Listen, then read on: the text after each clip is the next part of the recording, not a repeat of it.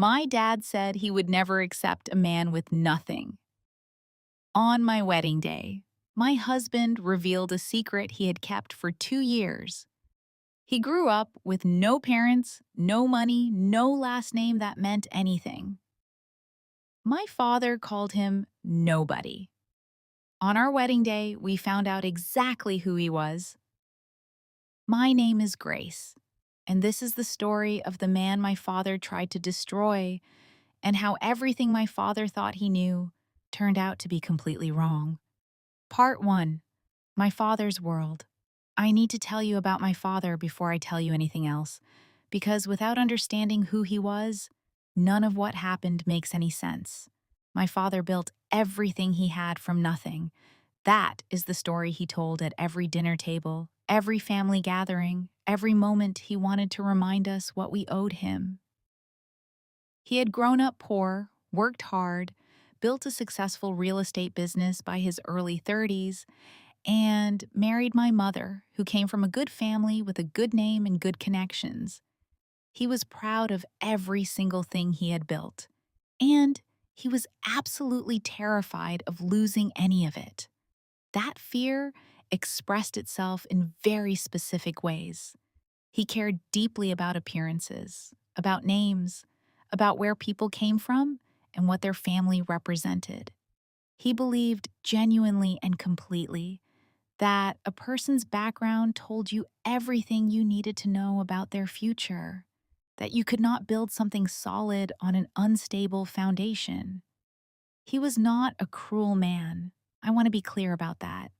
He loved me in his way, fiercely and protectively, and sometimes so tightly it was hard to breathe. But his love came with conditions that I had spent my whole life trying to meet. When I was 25, he sat me down and told me exactly what kind of man he expected me to marry. Established family, good education, a career with a clear upward trajectory, someone who understood our world and could operate in it with ease. I listened to everything he said. I nodded at the right moments, and 3 weeks later, I met Noah. Part 2. Noah. I met Noah at a small art exhibition in the city. Not the kind of gallery my father would have approved of.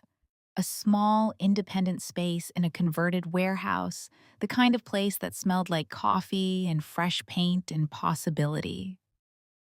He was standing in front of a large painting, looking at it with the kind of focused attention that most people reserve for things that really matter to them. Not performing interest, actually interested. I stood beside him. We looked at the painting together in silence for a few minutes. "What do you see?" he asked without looking at me. "Someone trying to hold on to something that's already gone," I said. He turned and looked at me then. He had quiet dark eyes and the kind of face that looked like it had been through things and come out the other side without bitterness. "Yes," he said, "exactly that." We talked for 2 hours. He was warm and direct and genuinely curious about everything I said. He asked follow-up questions. He remembered details. He laughed easily and without performance. When I asked about his family, he answered simply and without self-pity. He had grown up in the foster care system. He had no family to speak of. He had put himself through college working nights and weekends and had built a small but growing consulting business that he ran from a modest apartment across the city. He was 28 years old and he had built everything he had entirely alone. I found that more impressive than anything my father had ever described as impressive. We exchanged numbers. He texted that same evening, not a greeting, a question, the kind that showed he had been thinking about our conversation. I knew, somewhere quiet and certain inside me, that this was going to matter. Part 3. My father's reaction. I told my father about Noah after 2 months. I had waited deliberately, wanting to be sure of what we were before bringing his judgment into it. I told him simply and directly his name, that he was a consultant, that he had grown up in foster care and built his career from nothing. My father's expression did not change dramatically. He was too controlled for that. But something moved behind his eyes, a calculation, a decision being made. Foster care, he said. Yes, I said. No family. No, I said. He built everything himself. My father looked at me for a long moment. I'm sure he's a good person, he said carefully. But, Grace, you have to think about what you're building. A family is not just two people. It's two histories, two foundations coming together. A man with no foundation. He has a foundation, I said. He built it himself. That's not the same thing, my father said. I left that conversation knowing that my father had already made up his mind, and that changing it was going to be the hardest thing I had ever attempted. Part 4. 2 years. Noah and I dated for 2 years before he proposed. 2 years during which my father was never openly hostile, but never fully present either. He was polite to Noah at family dinners in the way that a closed door is polite. Technically, not blocking you, but making it very clear you are not welcome. Noah handled it with a grace that I found almost difficult to watch. Not because it was painful, because it was so calm. He never reacted to my father's coolness with defensiveness. He never complained to me about it. He simply showed up every time as completely himself. Steady and warm and entirely unperformed. I asked him once, late at night after a particularly difficult family dinner, how he managed it. I grew up learning that other people's opinions of me are not the truth about me. He said simply, "Your father doesn't know me. That's okay. He will." "What if he doesn't?" I said. Noah looked at me for a moment. Something moved in his eyes. Not worry exactly, something more like certainty. "He will," he said. "I promise you that." At the time, I held on to that as reassurance. Later, I would understand that it was something more specific than that. He proposed on a Tuesday evening in our apartment. No grand gesture, just him and me and a ring that he told me had taken him a year to save for. I said yes immediately and completely. When I told my father, he congratulated me with his mouth and said nothing with his eyes. 3 weeks before the wedding, he called me and said, "Grace, it's not too late to reconsider." I hung up the phone and did not speak to him for a week. Part 5. The week before. The week before my wedding, my father made one final attempt. He came to my apartment on a Wednesday evening unannounced. I opened the door and he was standing there with the expression of a man who had been rehearsing something. I let him in. I made tea. I sat across from him and waited. "I had someone look into him," my father said. I went very still. "What do you mean?" "I hired someone to do a background check, he said. "I needed to know who you were marrying." "You had my fiancé investigated," I said. "I needed to protect you." "What did you find?" I asked. My voice was calm. I was surprised by how calm it was. My father looked slightly uncomfortable. "Nothing criminal," he said. "His business is small, his apartment is modest. He has no assets to speak of, no property, no investments." He paused. "Grace, he has nothing." "He has me," I said. "That's not enough to build a life on." I stood up. "I think you should leave," I said. He left, but before he reached the door, he turned back. "I won't walk you down the aisle," he said quietly. "I cannot stand at that altar and give you to a man with nothing and pretend I believe it's right." I looked at my father, this man I had loved and feared and tried to please my entire life. And I felt something settle in my chest, something that had been uncertain for years, going finally quiet. Then don't, I said, but I'm marrying him either way. Part 6. The morning of my wedding morning was the most complicated emotional experience of my life. Not because I had doubts about Noah, I had none, but because my mother called at 8 in the morning to tell me that my father had changed his mind, that he would be there, that he would walk me down the aisle. I did not know what had changed. I asked my mother, and she said she did not know either, that he had received a phone call the night before and had been quiet ever since, and that morning he had simply said he was going. I told Noah when he sent me a good morning message. His response was a single line. I know, he wrote, it's okay. Everything is okay. I stared at those words for a long time. He knew. What did he know? I typed back, what do you mean you know? He replied immediately, tell you tonight. I love you. See you at the altar. I spent the entire morning of my wedding in a state of beautiful, confused anticipation that I could not explain to anyone around me. Part 7. The Ceremony. My father walked me down the aisle. He was quiet and formal, and he held my arm with a tension I could feel through my dress. But he was there. When we reached the altar and Noah stepped forward, my father did something I had not expected. He reached out and shook Noah's hand, not the performative handshake of a man doing the minimum, a real handshake, long and deliberate. Noah looked my father in the eye and said something quietly, too quietly for me to hear. My father nodded once. Something moved across his face that I had not seen there in a very long time. It looked like respect. I grabbed Noah's hand and squeezed it, and he looked at me and smiled the smile I had fallen in love with 2 years ago in a converted warehouse in front of a painting about holding on to things that are already gone. The ceremony was the most beautiful hour of my life, simple and honest and completely ours.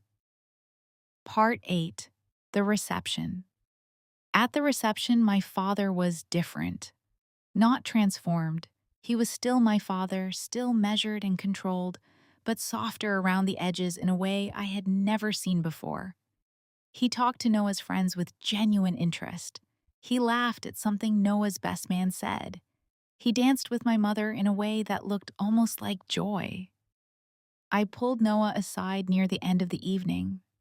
Tell me, I said, what did you say to him at the altar? And what phone call did he get last night? Noah looked at me for a moment. Then he reached into his jacket pocket and took out an envelope.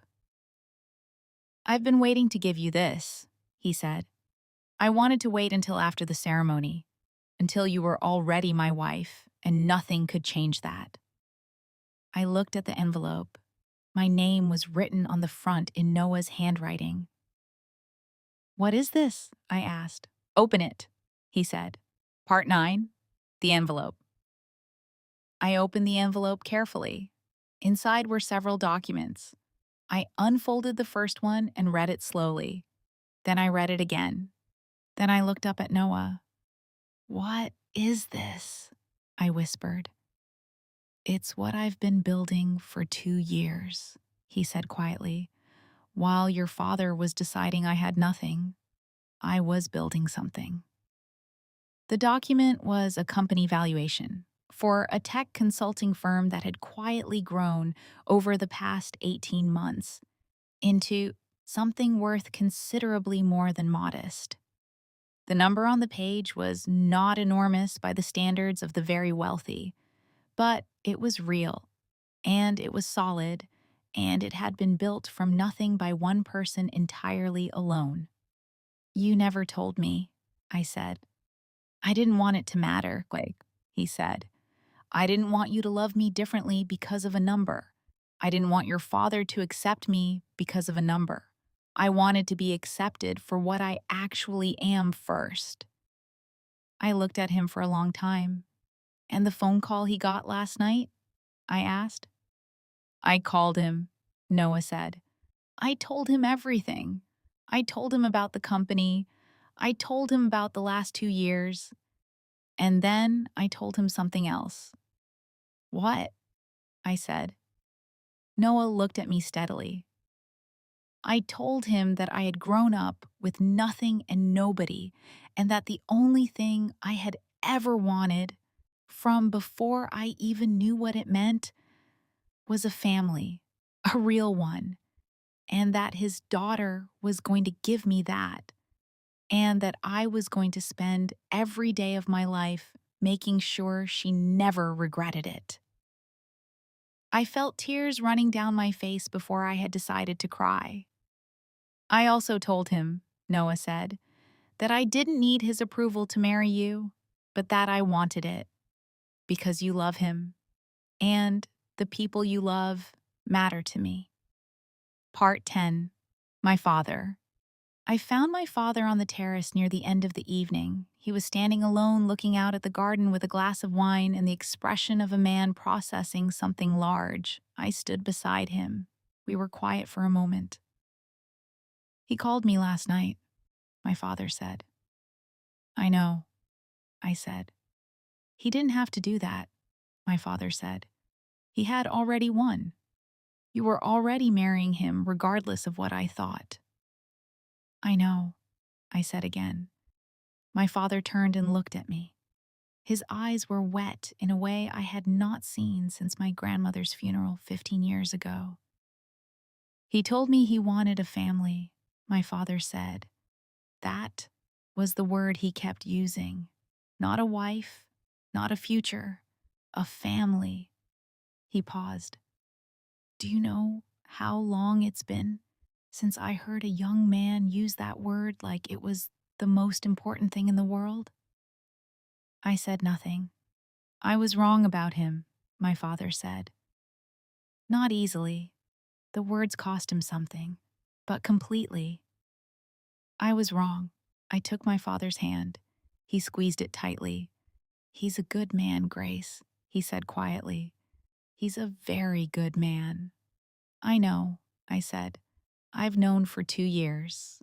Part 11. What Noah told me later. Much later that night, in our hotel room on the first night of our marriage, Noah told me the rest of it. The consulting business had started as a single contract 2.5 years ago, a small tech company that needed restructuring advice and had found Noah through a mutual contact. He had done the work well. They had referred him to someone else. That person had referred him further. By the time we met at the gallery, he had 3 ongoing contracts and a growing reputation in a very specific niche. By the time he proposed, he had 12.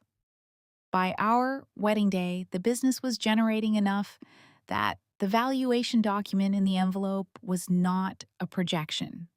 It was current. He had said nothing because he had not wanted it to define us. He had come from nothing and he had learned early and the hard way that people change when they find out you have money. They treat you differently. They want things from you. The dynamic shifts in ways that are subtle but permanent. He had wanted one relationship, just one, where he was known as himself first. Was that fair to me? I asked, not accusingly, genuinely. He thought about it honestly. Probably not entirely, he said. I should have told you before the wedding, I know that, but I needed to know first that you would have married me either way. I would have, I said. I know, he said. That's why I told you today and not before. I lay in the dark beside my husband and looked at the ceiling and felt something I did not have a single word for. Something that was made of love and surprise and the specific warmth of being completely known by another person. Part 12. My Father and Noah. The relationship between my father and Noah in the months after the wedding was one of the most unexpected things I have ever witnessed. It did not become easy immediately. My father was not a man who changed quickly or without resistance, but He was, underneath everything, a man who respected people who built things from nothing because he had done it himself. And once he understood what Noah had actually built, not just the business, but the character, the patience, the decision to be known before being valued, something in him shifted permanently. They had dinner alone for the first time about 2 months after the wedding. Noah's suggestion. My father had agreed with only slight hesitation. They were at the restaurant for 3 hours. I do not know everything that was said.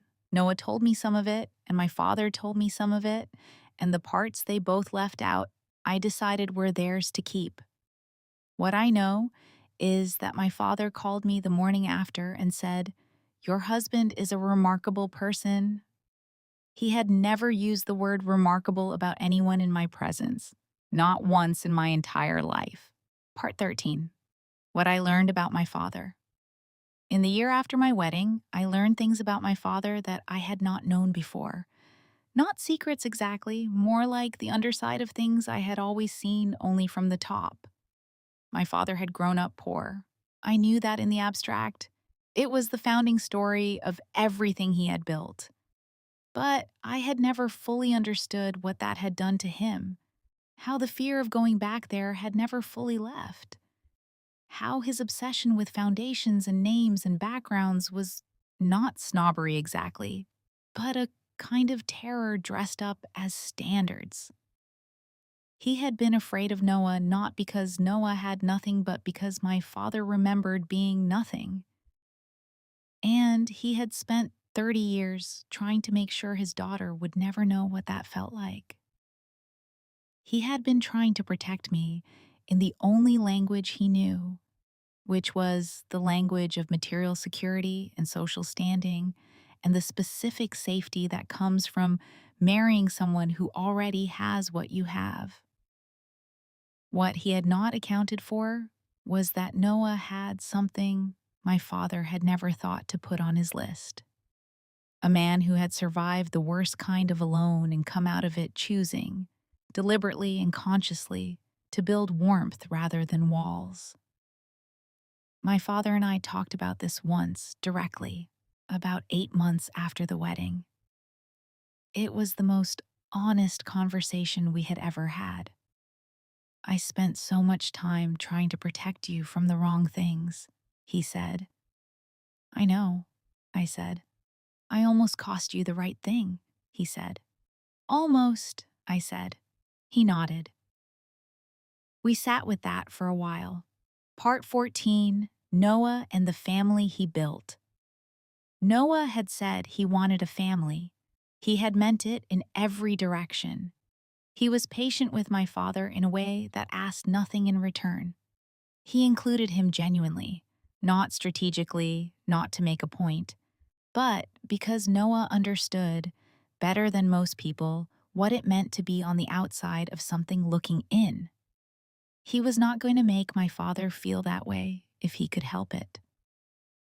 My father, for his part, responded to this with a slowness that was actually a kind of grace. He did not flip overnight into warmth. He moved toward it carefully, the way a man moves toward something he wants but is not sure he deserves. By the end of the first year, they watched football together on Sunday afternoons. By the end of the second year, my father was calling Noah to ask his opinion on a business decision. By the third year, Noah was the person my father called first when he got a health scare that turned out to be nothing. I watched all of this from nearby and felt something I can only describe as a kind of quiet miracle. Part 15. What we built together. Noah and I have been married for 3 years now. We live in a house that is bigger than the modest apartment he had when we met, and smaller than the house my father would have imagined for me. It is exactly the right size. It has a garden I have been slowly learning to care for, and a study where Noah works, and a kitchen where we cook together on Friday nights. The business has grown further. Noah has taken on partners and expanded into new areas, and the number on that envelope from our wedding night is no longer current. it is considerably higher. He gives a significant portion of it every year to organizations that support children in the foster care system. He does this without announcement and without expectation of recognition. I found out about it accidentally a year into our marriage when I found a receipt. I asked him about it and he shrugged and said, "Someone needs to make sure those kids have a chance." I got lucky. Not everyone does. I looked at my husband in our kitchen on an ordinary Tuesday evening and felt the specific, overwhelming love that comes not from grand gestures, but from finding out again and again who a person actually is when nobody is watching. Part 16. What I want you to know. It has been 3 years since the evening I opened an envelope at my own wedding reception and found out that the man I had already chosen was more than I had even known to hope for. I want to tell you something about that. Not about the money. The money is the least interesting part of this story, I promise you. But about what Noah did and why. He spent 2 years being dismissed and underestimated by a man who had decided his worth before knowing him. And he responded to that not with anger or performance or the need to prove himself. He responded by simply continuing to be exactly who he was, building what he was building, waiting for the truth to become visible in its own time. That is not patience exactly. It is something more rare than that. It is the specific confidence of a person who knows their own value and does not need anyone else to confirm it before they can act. I grew up in a house where worth was measured in what you had. I married a man who taught me it is measured in what you build. And the most important thing he built, the thing that started before the business and will last longer, was a family, a real one, the one he had always wanted. My father called him nobody.